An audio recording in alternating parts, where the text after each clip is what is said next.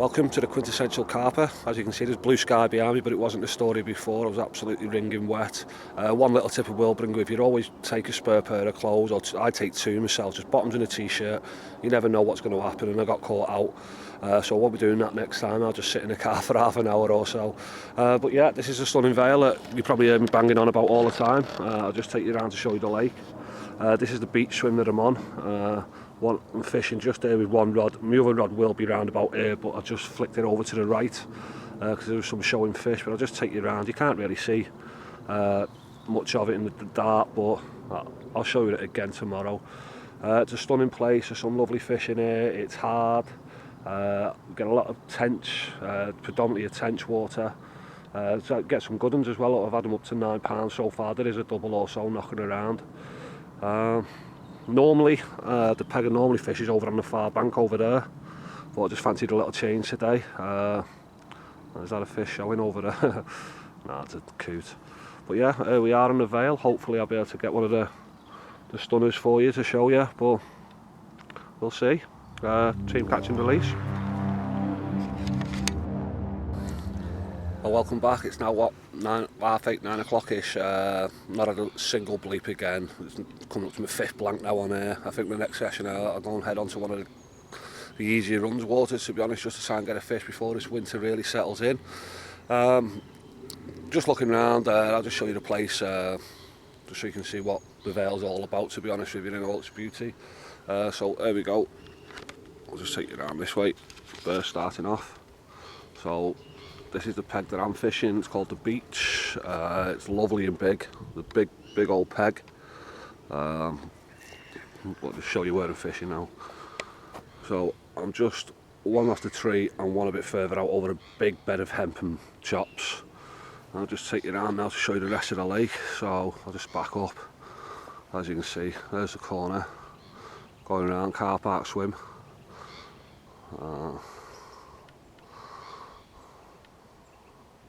It's a lovely place, as I say. The rewards are here, but it is in hard water. It's up to what, 19 feet deep in places, maybe even a bit deeper. Lots of weed, lots of naturals for them to feed on. Down the corner, just go down into a big bay. Later on I will go for a little stalk, and the bay will be one of the places where I go and have a quick look in if there's no one on there fishing. So it's a lovely place though, just being here is enough half the time. Bit surprising last night, it was really quiet. Normally you'd have a few of them leaping out, but it was really quiet yesterday, so you never know. But that's one of the reasons we come. It's fishing at the end of the day. It's lovely, but hopefully one of them are going to pick one of the rods up.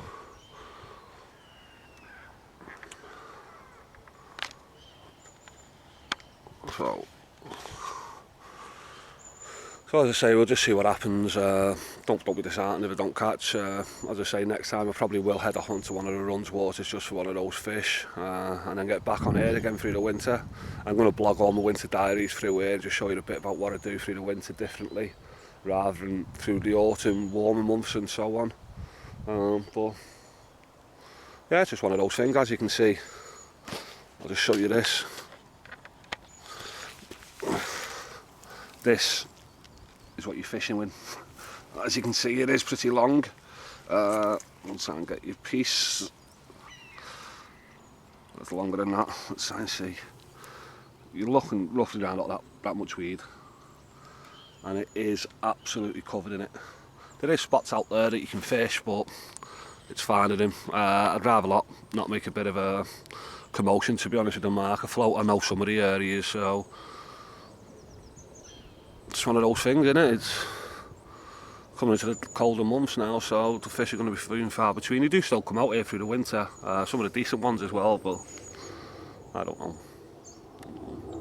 Okie dokie, I'll sign off for now. In a bit I'll just show you a few rigs, what I've been using for most of my fishing, and I'll do a bit different for this place as well, and the reasons why, but we'll get round to that in a bit. Alright, team catch and release, bye.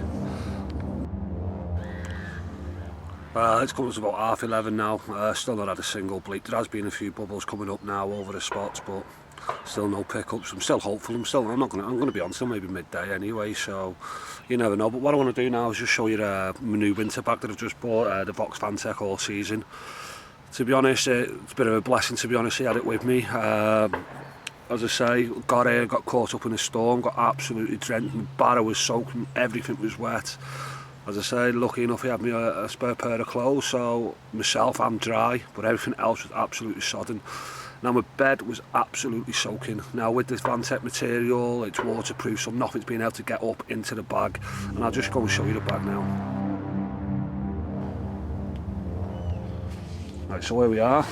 As you can see, it's a Vantec Evo all season. Lovely little bit there if you want to keep your boots on. I never do myself. I don't want anything getting dirty.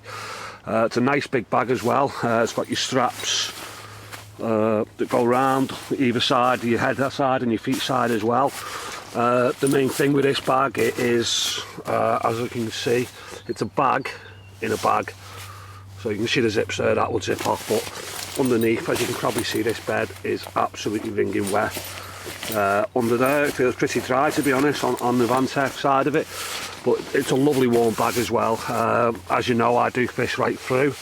To be honest, I've just been sleeping in this one while it's nice and warm, but as soon as the season goes on, gets into winter, I will eventually get into the deep part of it. But yeah, I'm made up with it. I think it was roughly around about £100.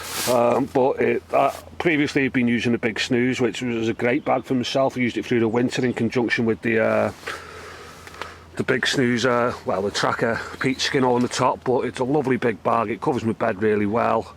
And as I say, I was lucky I had it with me, because with big snooze it would have just soaked up all the water into it. So I'm really happy with it, to be honest. Probably been one of the best bags I've ever had. So that's a Vantec all season Evo. Lovely mirror. It's a bit of a linear, to be honest. It's a complete mirror. A lot of lovely fish. I've not been weighed yet, I'm going to weigh it now. Just thought I want to get it back in as quick as possible, so one for the camera at last, get in there.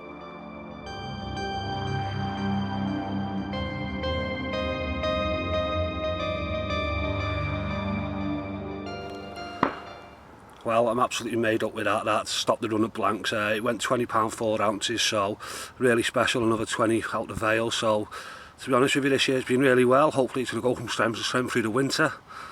But really chuffed with that. That stopped the run of blanks now. Next time I don't have to go that runs water just to get that fish. I've had one now, and as I say, another £20 4 ounce bar from the Vale. Like, it's a special fish.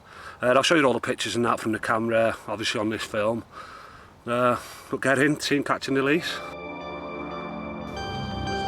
Okay, so I'll show you the rig that I had that fish on. I did promise you that earlier on in the blog. First of all, we'll start off and down going towards your main line. We've got a flying bat lead. Okay, so they just clip on nice and easy. You put them through this one and then don't need to tell you to suck eggs. Okay, then we've got one of the barrel beads that come with a Corda chod system, tied onto some Vardis downfall lead, and as I say, I told you about this stuff before, it's absolutely mint. Okay, so we'll try and down. There's only there's not much of that there. There's from the bench where the lead is here. Okay,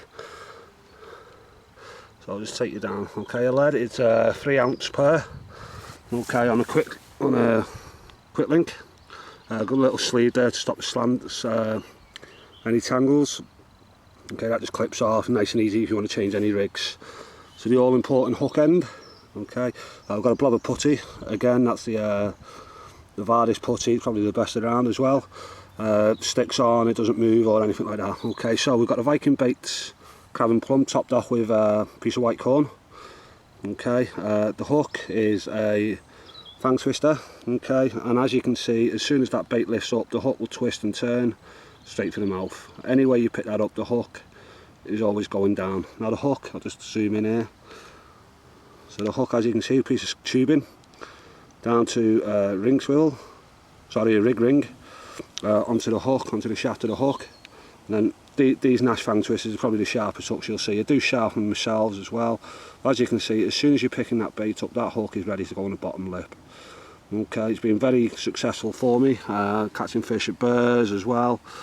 I've had a few of the 20s out of here, but yeah, that is my setup. So as you can see, half a bench, that's all it takes. The most important part of it, everything's pinned down, job's a good one, and as you showed with a £20 4-ounce mirror. So happy days, just packing up now, and then I'm off for my Sunday roast. Team catching the lease. Well, so that's me, I'm off home, just a one fish, successful, hell yeah. Fish don't show themselves easy here on the Vale, so really happy with a £20 4. So happy days, I'll be back in a couple of days and we'll see where we go from there. Team catching the lease.